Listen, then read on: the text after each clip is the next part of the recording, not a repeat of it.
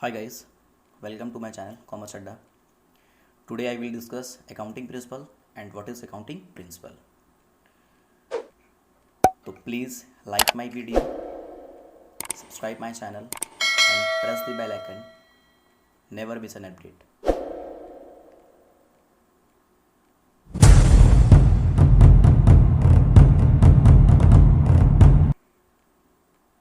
First of all, what is accounting principle?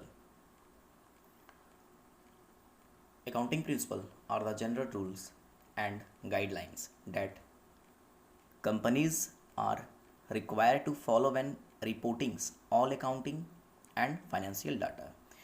Accounting principle क्या होता है? एक जनरल रूल्स एंड गाइडलाइंस, ठीक है, फॉर अ कंपनी रिक्वायर करता है टू ए रिपोर्ट, एक टाइप का रिपोर्ट होता है, ठीक है, for accounting and financial data. जो हम लोग फाइनेंशियल ईयर में जो भी डाटा कलेक्ट करते हैं उसको अकाउंटिंग प्रिंसिपल बोलते हैं।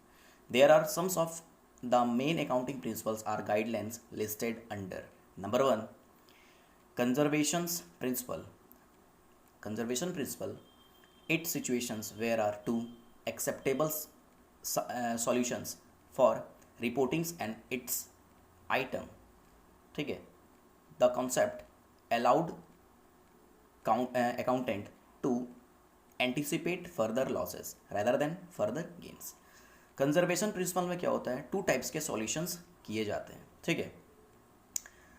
फर्स्ट ऑफ ऑल क्या होता है? रिकॉर्डिंग, ठीक है, रिपोर्टिंग जो भी होता है हम लोग रिपोर्ट करते हैं, ठीक है, फॉर इट्स आइटम्स का, ठीक है, एंड आइटम्स का रिपोर्ट किया जाता है। एंड दिस कॉन्सेप्ट को, ठीक है, इस कॉन्सेप्ट को कौन अलाउ करता है?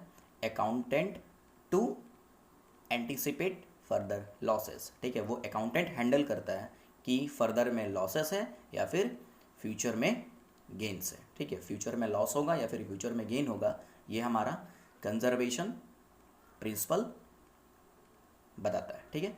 नेक्स्ट क्या है? Consistency principle. कंसिस्टेंसी मतलब कंटिन्यू, ठीक है, एक कंसिस्टेंसी बना होना चाहिए। The consistency principle state that once you divide on an accounting method और principle to use in your business, ठीक है। कंसिस्टेंसी प्रिंसिपल क्या बोलता है? बिजनेस को हमेशा अकाउंटिंग मेथड में रनिंग करना चाहिए, ठीक है। एक कंसिस्टेंसी बना होना चाहिए तो ही प्रॉफिट ज़्यादा अर्न होगा। कंसिस्टेंसी नहीं रहेगा तो क्या होगा? लॉस या फिर कुछ ना कुछ नुकसान जरूर होगा। ओके, ये हमारा बोलता है कंसिस्टेंसी प्रिंसिपल, ठीक है। नंबर 1 हो गया कंजर्वेशन प्रिंसिपल एंड नंबर 2 हो गया consistency principle. Okay, number 3, cost principle. Cost principle, a business should record their asset, liability and equity at the original cost at which they were bought or sold. The real value may change over times, ठीक है। Business cost मतलब क्या? Cost, ठीक है, price मतलब cost हुआ ना। तो एक बिजनेस का एसेट हो, लाइबिलिटीज़ हो एंड इक्विटी हो, ठीक है, एट द ओरिजिनल कॉस्ट, ठीक है, उसका एक ओरिजिनल कॉस्ट होता है, वेच देयर बाउट्स, चाहे हम लोग खरीदते हैं या फिर और सोल्ड, क्या हम लोग बेचते हैं। द रियल वैल्यू में चेंज इन ओवर टाइम्स, ठीक है, रियल वैल्यू क्या होता है? हमेशा चेंज होते रहता है। And number 4 is economic entity principle, that transactions of a business should be kept treated separately to that of its owner and other business, ठीक है। इकोनॉमिक एंटिटी प्रिंसिपल क्या बोलता है? कोई भी ट्रांजैक्शन होता है बिजनेस का, ठीक है, उसे ट्रीट करना, उसे सेपरेटली ओन करना, ठीक है, उसे देखना, ये एक इकोनॉमिक्स एंटिटी प्रिंसिपल का रूल होता है। नंबर 5 क्या है? फुल डिस्क्लोजर प्रिंसिपल, ठीक है। And any important information that may impact the reader understanding of a business financial systems should be disclosure, ठीक है। फुल डिस्क्लोजर प्रिंसिपल, डिस्क्लोजर मतलब डिस्क्लोज कर देना, ठीक है, कोई भी इंपॉर्टेंट इन्फॉर्मेशंस को डिस्क्लोज करना, बताना, समझाना, ठीक है, for a business purpose to a financial statement, ठीक है। फाइनेंशियल स्टेटमेंट जो होता है एक बिजनेस का, वो उसे रीडर, ठीक है, एक रीडर टाइप्स बनाना, ठीक है, उसे डिस्क्लोज करना, सबको बताना, ठीक है, for a customer, for a staff, for a workers, ठीक है, उसे फुल डिस्क्लोजर प्रिंसिपल बोलेंगे। नेक्स्ट क्या है, number 6, going concern principle. The concept that assume a business will continue to exist and operate in the further, ठीक है। Going concern concept क्या बोलता है, गोइंग, गोइंग मतलब क्या, चलना। जैसे बिजनेस हम लोग स्टार्ट है तो वो चलना चाहिए, ठीक है। तो एक कॉन्सेप्ट लेके चलना पड़ता है कि एक एज्यूम करके चलना पड़ता है कि बिजनेस हमारा कैसे कंटिन्यू रन करेगा, ठीक है।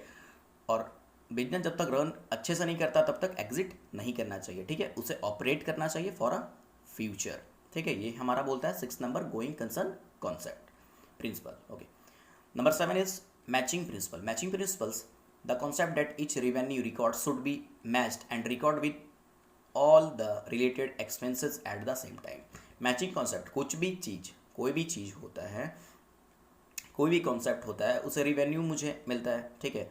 हम लोग को रिवेन्यू मतलब क्या, बार बार मिलना, ठीक है, बार बार रिकॉर्ड करने को, ठीक है। उसे मैच भी करना पड़ता है कि हाँ ये सही है कि नहीं, गलत है कि नहीं, जो भी मेरा रिकॉर्ड हो रहा है उसे मैच करना जरूरी होता है, ठीक है। रिलेटेड टू एक्सपेंसेस, जो भी मेरे खर्च हो रहे हैं एट द सेम टाइम, ठीक है। जो भी मेरा खर्च होता है, कुछ भी सामान खरीदते हैं, खर्च करते हैं, ठीक है, एट द सेम टाइम उसे मैचिंग करना जरूरी होता है। ये होता है मैचिंग प्रिंसिपल का concept. Number 8, materiality principle. Materiality मतलब एक मटेरियल, ठीक है, and items is consider materials. This concept state that accountant must be sure to include and report all material items in a financial statement, ठीक है। Materiality मतलब एक तरह का आइटम्स को, मटेरियल्स को बोला जाएगा मटेरियलिटी प्रिंसिपल, ठीक है। The concept state that accountant must be sure include, ठीक है, कुछ भी आइटम्स को इंक्लूड करते हैं उसे रिपोर्ट करना पड़ता है ऑल मटेरियलिटी आइटम्स को in a financial statement. Financial year तक हमें इसे आइटम्स को, ठीक है, देखना पड़ता है और समझना पड़ता है। ये होता है नंबर 8 का materiality principle. Number 9, monetary unit principle. Monetary unit principle क्या होता है, business should only record transactions that can be expressed in terms of a stable unit of accuracy, ठीक है। मॉनेटरी यूनिट प्रिंसिपल क्या बोलता है कि बिजनेस को जो भी मेरा ट्रांजैक्शन होता है उसे रिकॉर्ड करना एक्सप्रेस टर्म, ठीक है, एक्सप्रेस टर्म तक, ठीक है, एक सिस्टमेटिक वे से रिकॉर्ड करना एंड स्टेबल करना, ठीक है, यूनिट ऑफ करेंसी, उसे बोला जाएगा मॉनेटरी यूनिट्स। नेक्स्ट है number 10, reliability principle. Reliability principle क्या क्या होता है, the reliability principles is used as a guidelines in determining which financial informations should be presented in the accounting of business, ठीक है। रिलायबिलिटी मतलब रिलायबिलिटी प्रिंसिपल यूज्ड गाइडलाइंस, ठीक है, use करता है गाइडलाइंस को determine which the financial information, ठीक है, तुमको वो फाइनेंशियल इंफॉर्मेशन प्रोवाइड करता है, ठीक है, present an account of business, ठीक है। बिजनेस अकाउंट से रिलेटेड जो भी इंफॉर्मेशन या फिर गाइडलाइंस को फॉलो करता है या फिर इंफॉर्मेशन देता है उसे रिलायबिलिटी प्रिंसिपल के अंतर्गत रखा जाता है, ठीक है। ये होता है reliability principle. Okay, and next number 11, revenue recognition principle.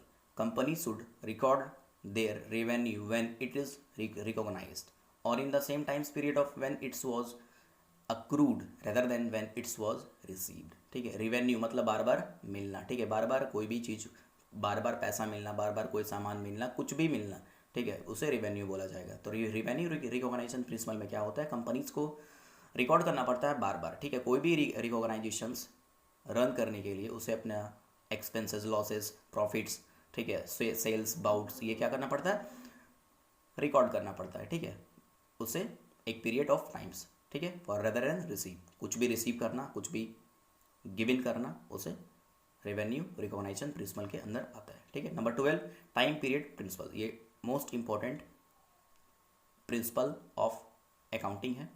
A business should reports that financial statement, incomes statement and balance sheets full stop appropriate to the specific time period, ठीक है। एक टाइम पीरियड का महत्व होना चाहिए business में, कोई भी बिजनेस चलाने के लिए, ठीक है। फाइनेंशियल स्टेटमेंट या फिर इनकम्स आ रहा है, कहीं से इनकम्स आ रहा है, उसे इनकम स्टेटमेंट पे एंड बैलेंस शीट्स पे मेंटेन करना चाहिए फॉर अ टाइम पीरियड, ठीक है, एक टाइम पीरियड तक, ठीक है, और टाइम को मैनेज करना सीखना चाहिए फॉर बिजनेस पर्पस, ठीक है, appropriate to specific time period, ठीक है, एक टाइम पीरियड तक इसे मेंटेन करना एंड मेंटेन रखना, ठीक है। Like my videos and subscribe my channel, press the bell icon and never miss an update, ठीक है।